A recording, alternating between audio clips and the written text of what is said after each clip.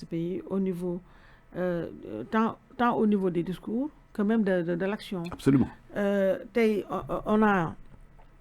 On a eu la CREI sous Diouf, on a eu Macky Sall l'a ressuscité. Ñi indiwaat ko Macky Sall sax moo changé waat tudde ko pôle judiciaire financier. Mais en réalité c'est toujours la CREI. Li nga wax tamit mu nekk dëgg mooy discours yi changé wul boo nekkee opposition. Yore ministère de la parole. Tu fais des promesses électorales su ma ñëwee du ma def lii dinaa bàyyi leen naa boo ñëwee tu reconduis les mêmes choses léegi finalement ñun fii Sénégal le problème lan la le problème c'est nous la société où les hommes politiques que nous avons ne sont pas parmi les meilleurs. C'est-à-dire est-ce que am na fi dëggantaan conviction am na fi avant il y avait une grande percée des idéologies. Évidemment am na ku théoriser la fin des idéologies. Mais tey boo xoolee avant il y avait la gauche. ñu xam ne ñii seen yoon lii la. Socialiste seen yoon lii la libéraux yi seen yoon lii la après on a créé la social-démocratie xaw ma les sociaux-libéraux ak et cetera. Mais aujourd'hui c'est hybride. Sénégalais yi li ñuy def rek mooy folli pour fal mais surtout pour folli. Ils sanctionnent négativement. Maintenant laaj bi ma indiwaat ko mooy pour yow pourquoi les mêmes chiens font les mêmes chats c'est l'expression consacrée. waaw xam nga dafay dellu si waat ci li ma doon wax sànq ni est-ce que démocratie bi ñu tubaab bi sampal ñun ñu di ci doxal est-ce que jotul ñu waxtaane waat ko ndax démocratie bi bu baax la ci ñun wala déet boo demee tey ci réew yu bëri yi nga xam dañuy wax ay réew mu démocratie la ñu prenons le cas de la France bien que nag am na luy xew Sénégal mu ngi xew France tey ñu nekkoon gauche ña nga droite ñu nekkoon droite ña nga gauche ainsi de suite loolu ñun wàll nañ ko français yi mais en général ñi ciy dugg ci parti politique daanaka duñu xam sax leader bi dañ ciy dugg parce que am na lu ñu gëm sur le plan idéologique sur le plan doctrinal am na lu ñu gëm ñu adhéré ci parti politique boobu mais ñun aussi bien ci politique que ci leneen suñu société dafa bindoo noo nga xam ni mbokkoo xaritoo dëkkandoo moo ëpp solo ci ñun yeneen conviction yi c'est vrai la preuve boo demee tey région de Diourbel ay Buri dafa ëpp boo demee Tivaouane ay Tijaan dafa ëpp boo demee Kaolack ay Ñaseen dafa ëpp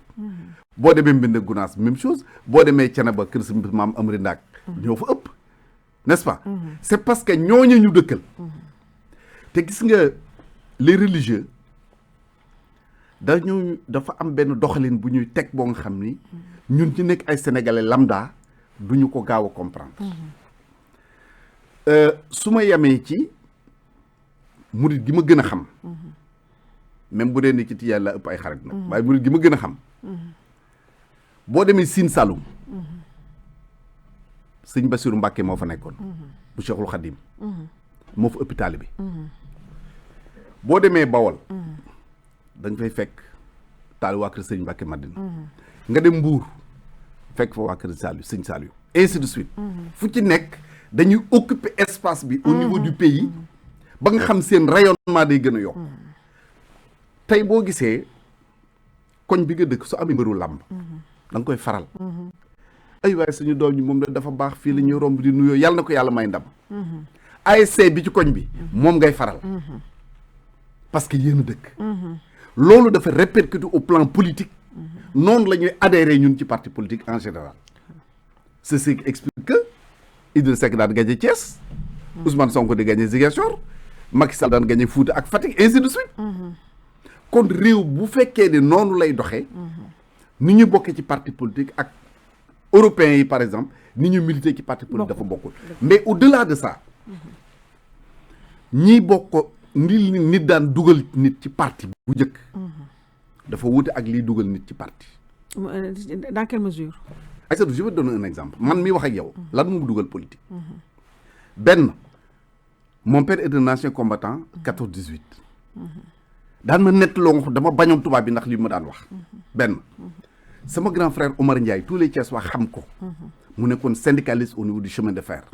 moo doon le mari de feu Mantoulaye Diène ancien ministre du temps de Abdou Diouf ñu nekk renouvellement syndical mu opposé wu à Jean Collin à l'époque tout puissant ministre d'État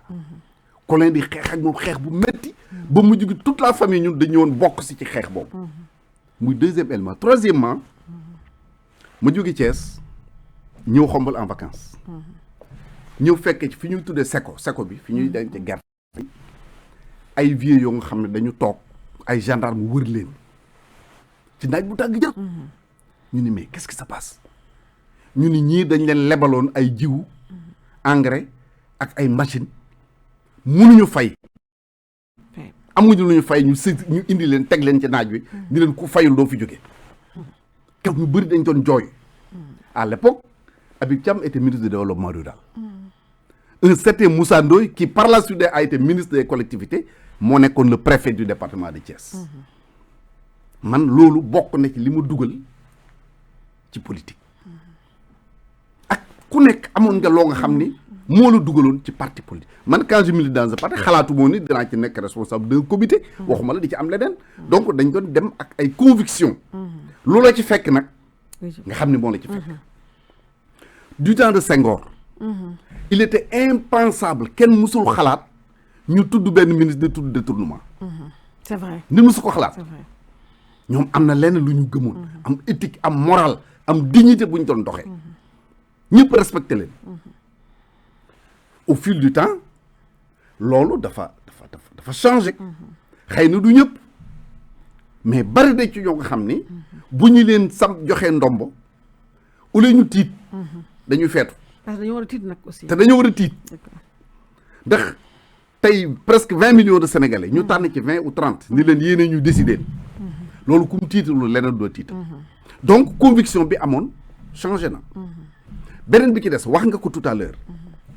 man tout le temps dans mes discours damay encourager la gauche sénégalaise à se retrouver parce que la gauche sénégalaise dafa jouer un rôle important dans la conscientisation des masses africaines ba ñu dem indépendance PAI ak ñi mu jur ñëpp ñiy sox ko muy LDMPT muy ànd jëf muy LCT muy ñeneen ak ñeneen xam ne dañu def un travail important di conscientiser Sénégal boo leen gisee sax xëy na bokk na ci li leen retardé au Sénégal même ci seen colin da ngay gis ni fonkuñu ko leneen la ñu fonk ay gëm-gëm la ñu amoon yow fàttaliku nga ni ñàkkul amoon nga information boobu ku mel ni Amath Dansokho dem na ba dugg ci gouvernement nekk ministre de l'urbanisme et de l'habitat te amul kër parce que jàpp na ni leneen mooy le plus important am nañu benn vieux ancien médecin chef de Khombole gaañu na léegi c'est le premier maire de Khombole docteur Kouli Fiacre tout le temps dama daan dem ci moom parce que ay doomam samay promotionnaire lañ mon père était employé municipal moom mu nekk le maire de Khombole dañu toog mu ni ma mais mon fils man koy mu ni ma il faut faire très attention dans la vie mun ma boo tabaxee immeuble def ci 20 niveau bu nekk am na 4-5 chambres ci benn néeg rek ngay tëdd mun ma néeg bi ngay tëdd lal bi ngay tëdd mënoo ko occuper lépp tuuti nga ci occuper boo yoroon junniy oto benn ngay jël ci benn place ngay toog mu ni ma boo analyser loolu am na loo nga xam jaru ko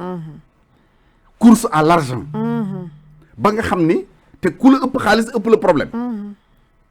donc yooyu yëpp boo ko seetee muy changer di changer ba à la place de la conviction dañu am leneen gis leen ma nii laa toll maay kii am naa lii soo falaw tu en profites tu en fais profiter say mbokk say xarit say am di jàmm de sorte que la ñu doon séntu ci homme politique amoon duñ ko mais mu am nag la grande responsabilité du peuple par rapport à ça xam nga Aïssatou boo xamee ni le maire d'une commune il perçoit sauf peut-être à Dakar autour de 300 000 francs bu dul Dakar autour de 300 000 francs ngeen bëgg saa bu ngeen xëyee ku am ordonnance ñëw ni ko jëndal ma ko ku am ngeen di ñëw ni ko ngénteel ma ku am dëj ñëw ni ko dëjal ma di ko ñaan ay paasu Makka ak leneen ak leneen ak leneen mais fan la koy jëlee donc c'est les populations qui poussent les hommes politiques à devenir des bugguma ko tudd def lu ñu warul def parce que c'est le poids de la société suñu société moo bindoo doo nga xam ne dafay dem ba egg ci xale yi di dem mbëkk mi da ngay gis xale boo nga xam da ngay toog sa waa ki say waajur naa la ah diw de moom am na jom dem na Espagne dem na fële tabaxal na yaayam yóbbu na papaam màkk ainsi de suite nga di ko dégg nga xëy amoo loo ndekkee sa yaay waajur amuñu lu ñu ndekkee donc poids social boobu dafa doon loo nga xam ne dafay yàq la vie politique et de manière générale dafay dem ba influencer la vie des Sénégalais en tant que tel donc yooyu ay question la yoo nga xam ne encore une fois dafa laaj ñu waxtaane ko bu baax a baax te question yooyu finalement boo xoolee